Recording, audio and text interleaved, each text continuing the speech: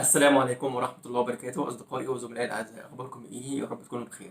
إن شاء الله النهاردة ميعادنا مع فيديو جديد وعن معلومة جديدة إن شاء الله. هاخدكم النهاردة في جولة ودرس عمل جديد. كنا النهاردة في أوردر هنشتغل فيه عن مكافحة النمل في بيت كويس بدرجة إصابة 100%. هنشوف مع بعض هنعمل إيه وإيه ضروريات الشغل وإيه الأولويات اللي إحنا بنعتمد عليها في شغلنا لو في مشكلة نمل أبيض ودرجة الإصابة 100%. تابعوني علشان نشوف الفيديو ده هنقول إيه من المعلومات. ويا ريت لو سمحت ما تبخلش عليا وأنت بتتفرج على الفيديو إنك أنت تشترك في القناة وتدعمني وتدوس إعجاب، ولو في عندك أي تساؤل سيب السؤال وأنا هبدأ أرد عليك. تعالوا معانا نكمل الحلقة ونشوف هنقول إيه. بسم السلام الله عليكم الرحمن ورحمة الله الرحيم. وبركاته. أصدقائي وزملائي الأعزاء، هنرجع تاني ونتكلم في موضوع مكافحة النمل داخل البيوت. وأنا قلت لكم ندخل المطبخ بصفة المطبخ فيه أكل وشرب، يعني هو المخزن الاستراتيجي للأكل داخل البيت. كويس؟ تمام. يبقى أنا بيهمني في المقام الأول أخش المطبخ أعمل المسح الميداني بتاعي وأتأكد إن هنا بيسموا النملية عندنا في مصر بنقولها هنا عليها هنا كبتات. فبنفتح الكبت أو النملية نلاقيها فاضية. كويس؟ علشان لما اجي انا ارش ولازم اشتغل بحرص، ما ينفعش اشتغل وفي عندي معلبات، مواد غذائيه، سكر، شاي، زيت وهكذا. تمام؟ المكان بيبقى فاضي قدامي تماما. الباقي بيبقى برضو كل ده هيفضل قبل ما انا اشتغل. كويس؟ هيبقى فاضي زي التاني. باجي اشتغل انا بحرص. طبعا احنا شايفين كل الاجهزه اللي موجوده داخل المطبخ بتتشمع او بتتكيس زي ما احنا شايفين علشان تبقى بعيده عن مستوى المبيد لما بيجي يترش. دي اهم حاجه بتلفت نظري قبل ما اشتغل، يعني لازم أأمن العميل قبل ما اشتغل. ما يهمنيش ان اجي اشتغل واتكل على الله امشي اخد فلوسي وامشي، لا حرام. لازم أأمن نفسي وأأمن العميل معايا. تمام؟ طبعا هنا الاوردر ده جاي لي مستوى الاصابه 100%، وبعد المسح الميداني لقيت فعلا الاصابه 100%. 100% دي بناء على ايه؟ لما لقيت عندي النمل ماشي على الفريم الخشب بتاع الابواب من الداخل ومن الخارج زائد الارضيه. تمام؟ زائد ان هو بيعمل اسراب كتيره على الجدران وبرده اسراب حافر في الارضيه. يبقى كده نقلنا مستوى الاصابه من المستوى الضعيف والمتوسط للمستوى العالي. كويس؟ فانا باجي اخلي الارض بتاعي زي ما احنا شايفين، كل الارض عندي مخليه. اي حاجه بتصادفني وانا برش منع للرش، وفي نفس الوقت هتخش تحت بند السيفتي بشيلها بعيد علشان اللي بيشتغل وبيرش ما ياخدش باله ويرش عليها.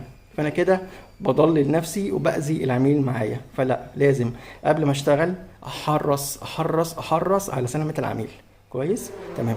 ده رب أسرة زي بالظبط، يعني ولاده زي ولادي بالظبط، فلازم أكون حريص عليهم بأكتر من حرصهم على نفسهم، لأن أنا عارف مستوى المبيد بتاعي ودرجة شدته عاملة ازاي. ودول أطفال مناعتهم ضعيفة، أو ست البيت برضو مناعتها ضعيفة. كويس؟ أو لو حد عنده حيوانات أليفة برضو هيتعبوا مني.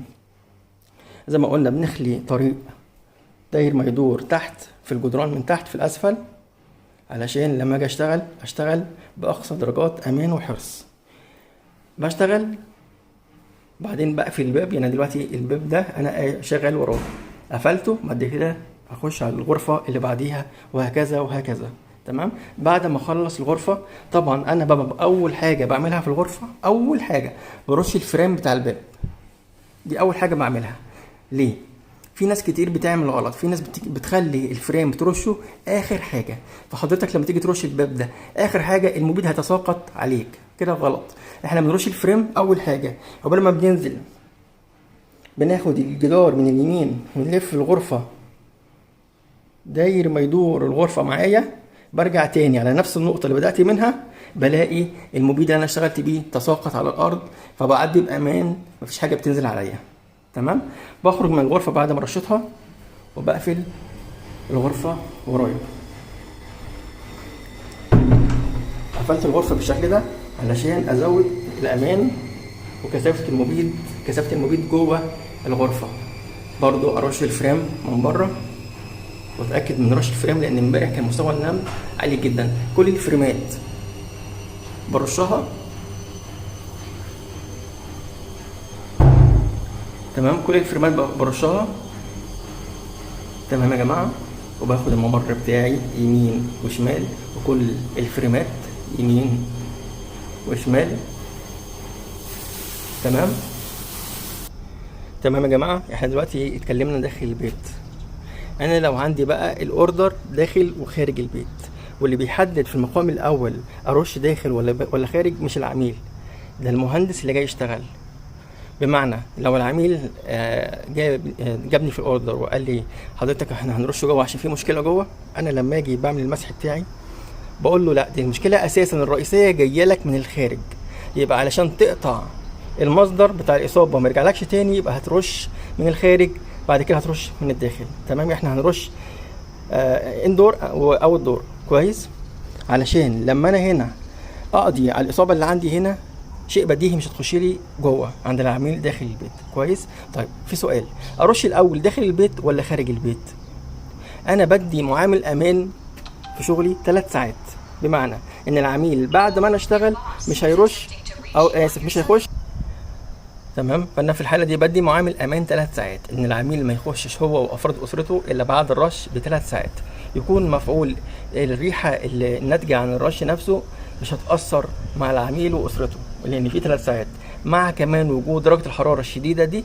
ال3 ساعات دي بتبقى حاجه يعني مده طويله، بس انا بدي مده طويله علشان بوفر معامل امان مع العميل، لا هو ولا افراد اسرته بيتاذى. وده اللي انت تاخد بالك منه. تمام. تشوف انت بتكافح ايه. مثلا انت بتكافح الصرصار غير لما بتكافح البق، فمعامل الامان هنا غير معامل الامان هنا، بحيث انك انت بتكثف رشك او شغلك في البق، فبتزود المبيد بتاعك، فبتدي معامل امان فتره زمنيه اطول من اللي انت بتديها في الصرصار. كويس. فاحنا بنشتغل داخل الاول، بعد كده بنشتغل في الخارج، علشان عقبال ما احنا نخلص جوه ونيجي نشتغل بره وانا خارج يبقى في ساعه خلصت من ال3 ساعات جوه البيت، يبقى العميل يقدر يجيب اسرته على طول ويدخل جوه البيت بامان. يبقى انا برضو في الخارج بشتغل على الاماكن الزوايا والاركان داير ما يدور، ولو الاصابه 100% ومبالغ فيها هنلاقيها ما بين الارض وبعضها او ما بين البلاطات وبعضها، فانا ببدا بعمل مسح شامل للارض كاني بغسلها بالمبيد. معايا طبعا موتور رش، ببدا اغسلها بالمبيد. بعد فتره ما بلاقيش بفضل الله الحشره موجوده. ولو برضو مش هقول لك برضو لو الاصابه اتكررت تاني، برضو بتتكرر تاني، لان دي حشره يا جماعه، مش كون فيكون. كون فيكون دي عند الخالق سبحانه وتعالى، ان انا مش ساحر وان انا مش بكهرب الحشره ان هي في 100% بتموت مره واحده. لا، انا بنزل بمستوى الاصابه اقل في اقل في اقل في اقل. فانا مهما عملت في اصابه اصلا اصابه عاليه وبقالها سنين ما ترشتش، لما باجي اشتغل عليها مش من اول مره بقضي عليها. ممكن العميل يتصل بيها تاني يقول لي لو سمحت تعالى لي تاني عشان لسه الاصابه موجوده، فانا ما ازعلش او ما احسش بتقصير او ما احسش ان انا عملت حاجه غلط او الطقم اللي معايا ما امشي على شغله خير قيم. لا، هو الموضوع ده كائن حي، كائن حي. النمل بالمستعمرات تحت، وطبعا احنا هنا بما اننا موجودين في الخليج والطقس طبعا حر بشع. كويس. فالنمل بيستوطن تحت الارض علشان يبقى الجو رطب وفي رطوبه بالنسبه له، في بروده بالنسبه له، او داخل البيت علشان في اجهزه تكييف داخل البيت، ففي جو مهيأ للنمل ان هو يبقى موجود داخل البيت، فبتلاقيه موجود بكثره. فانا عشان اجي من اول مره واقضي عليه 100% ده شيء شبه مستحيل. فانا لما اجي تاني ما يبقاش تقصير مني او من الناس اللي معايا. كويس.